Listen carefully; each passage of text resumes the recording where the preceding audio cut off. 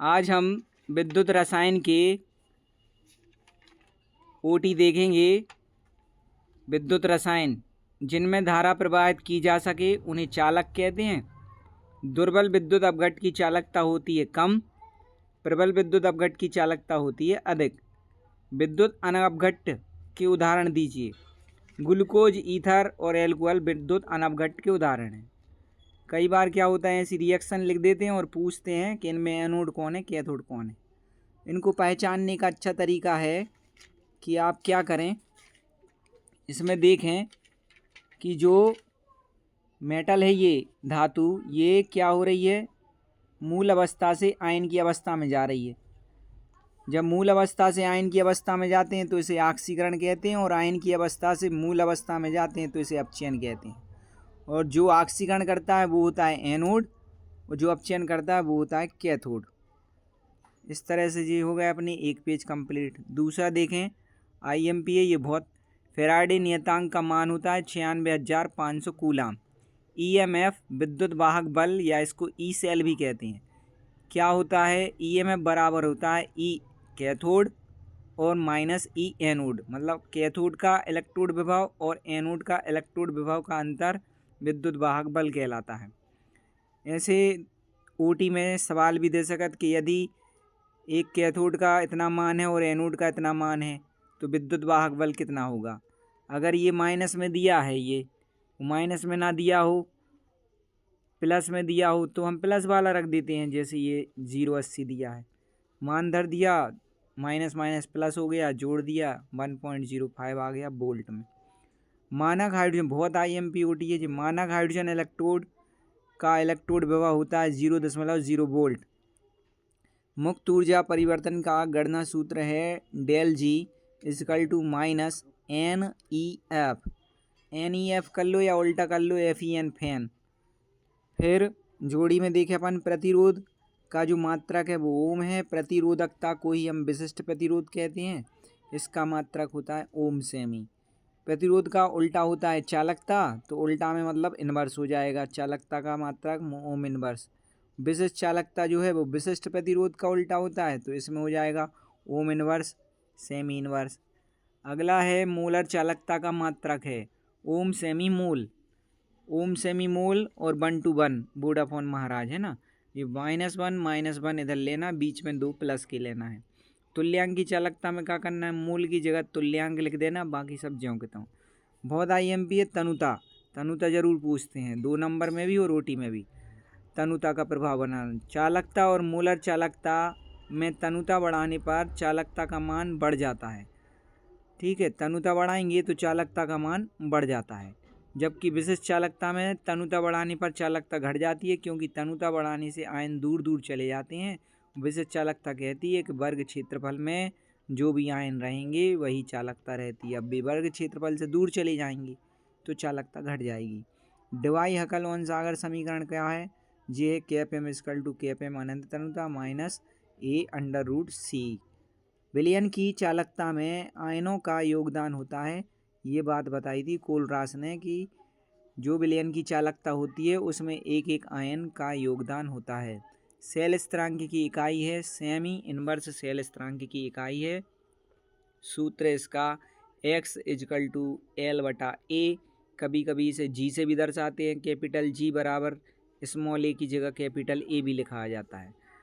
अब जब L से L कट जाएगा एक, अब बचेगा अपॉन में एक L जब ऊपर ले जाएंगे तो सेमी इनवर्स हो जाएगा। विद्युत अपघट्ट से संबंधित नियम किसने दिया, माइकल फैराडे ने दिया। एक मोल Al धनायन से Al बनाने में कितने कूलम आवेश चाहिए। तो देखो इसको रिएक्शन से करेंगे अपन। Al 3 धनायन को हमें Al में कन्वर्ट करना है, तो धनायन कितने लगे 3, तो 3 धनायन काय से ख़त्म होंगे, 3 ऋणायन माने इलेक्ट्रॉन से। तो 3 इलेक्ट्रॉन ई में जुड़ेंगे आके, तब जाके जो Al बनेगा। तो 3 हम वे जो 3 इलेक्ट्रॉन है वे 3 को हम गुणा कर दें 96,500 में, सो आंसर आ जाता है। लेकलांसी या शुष्क सेल में विद्युत द्विध्रुवक का काम करता है।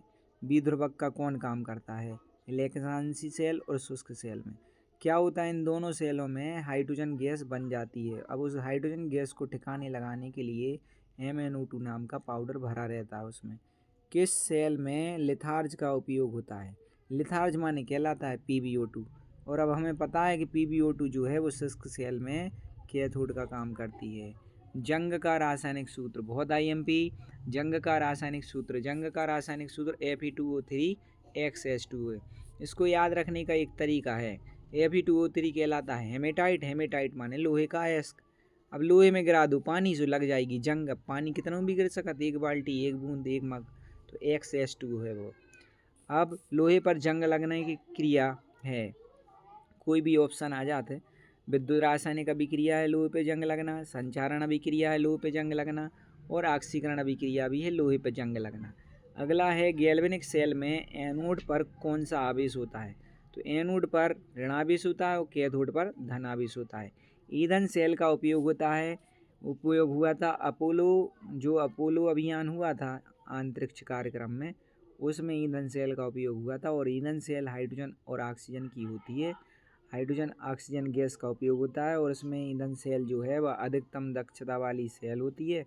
और ईंधन सेल जो है इसमें कोई भी प्रकार का प्रदूषण नहीं होता, इसमें कोई भी अवशेष नहीं बनता, उल्टा बल्कि इसमें रिएक्शन से पानी बनता है, सो उसे पीने में उपयोग करते हैं वो लोग। गैल्वेनीकरण का है, एक धातु को नष्ट होने से बचाने के लिए उस पर एक अन्य धातु की परत चढ़ा दे, वही क्रिया कहलाता है गैल्वेनीकरण। धातुओं में ताप बढ़ाने पर चालकता का मान, ताप बढ़ाने पर धातुओं में चालकता का मान घट जाता है, क्योंकि ताप बढ़ाने से प्रतिरोध बढ़ जाता है, और प्रतिरोध जो है वो चालकता का उल्टा होता है। इस टाइप का एक क्वेश्चन और है आगे। विद्युत का अच्छा चालक है, विद्युत का अच्छा चालक ग्रेफाइट है। मोलर चालकता का सूत्र क्या है? KFM=KB/V। अब मोलर चालकता कह रहे तो V को अपन मान धर दें, थे V को कह दें अपन 1000/M। M जो है वह मोलरता बता रहा है, 1000 जो है 1 लीटर बता रहा है।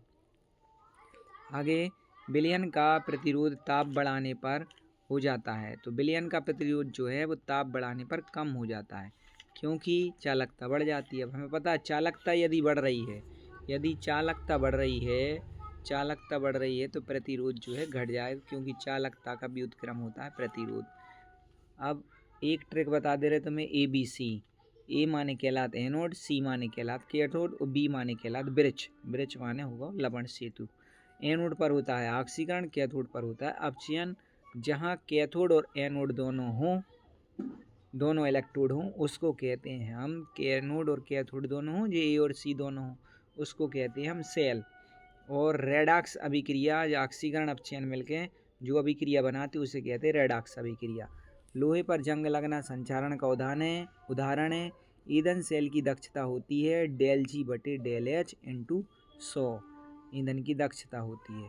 इस तरह से ये अपने फर्स्ट चैप्टर के OT कंप्लीट हुए हैं। अच्छे से याद कर लेना इनको।